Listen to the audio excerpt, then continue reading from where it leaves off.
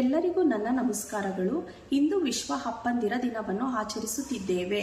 ನಮ್ಮ ಜೀವನಕ್ಕೆ ಬೆನ್ನೆಲುಬಾಗಿ ನಿಂತಿರುವ ಪ್ರತಿಯೊಬ್ಬ ತಂದೆಗೂ ನನ್ನ ನಮಸ್ಕಾರಗಳು. ಪ್ರತಿ ವರ್ಷ ಅಂದರೆ ಜೂನ್ ತಿಂಗಳ 3ನೇ ಭಾನುವಾರದಂದು ವಿಶ್ವ ಅಪ್ಪಂದಿರ ದಿನವನ್ನು ಆಚರಿಸುತ್ತೇವೆ. ಅಪ್ಪ ಎಂದರೆ ಆಕಾಶ. ಆತ ತನ್ನ ಅಂಗೈಯಲ್ಲಿರುವ ಚಂದ್ರನಂತೆ ತನ್ನ ಮುಷ್ಟಿಯೊಳಗೆ ತನ್ನ ಮಕ್ಕಳನ್ನು ಅತಿ ಹೆಚ್ಚು ಪ್ರೀತಿಸುವ ಜವಾಬ್ದಾರಿಯುತ, ಕರ್ತವ್ಯನಿಷ್ಠ ಮತ್ತು ಕಾಳಜಿಯುಳ್ಳ ವ್ಯಕ್ತಿ. ದೇಶ ಕಾಯುವ ಯೋಧನಂತೆ ನಮಗೆ ರಕ್ಷಣೆ ಒದಗಿಸುವ ಯೋಧ ಅಪ್ಪ. ಅಪ್ಪ ನಮ್ಮ ಜೀವನದ ಮೊದಲ ಹೀರೋ. ಅವರು ನಮಗೆ ಶಿಕ್ಷಣ, ಆರೋಗ್ಯ ಮತ್ತು ಸುಖಕ್ಕಾಗಿ ಶ್ರಮಿಸುತ್ತಾರೆ. ಅವರು ನಮ್ಮ ಜೀವನದ ಆಧಾರ ಸ್ತಂಭ. ಅಪ್ಪ ಕೇವಲ ಬೆಳೆಸುವುದಷ್ಟೇ ಅಲ್ಲದೆ ಜೀವನದ ಮೌಲ್ಯಗಳನ್ನು ಹೇಳಿಕೊಡುತ್ತಾರೆ.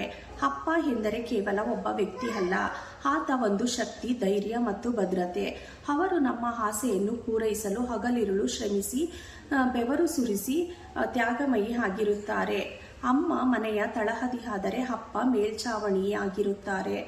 ಪ್ರತಿದಿನವೂ ತಂದೆಯನ್ನು ಗೌರವಿಸೋಣ, ಅವರನ್ನು ಪ್ರೀತಿಸೋಣ, ಅವರನ್ನು ಸಂತೋಷವಾಗಿಡಿಸಲು ಪ್ರಯತ್ನಿಸೋಣ ಎಂದು ಹೇಳುತ್ತಾ ಎಲ್ಲ ತಂದೆಯರಿಗೂ ನನ್ನ ನಮಸ್ಕಾರಗಳು. Happy father's day. Thank you.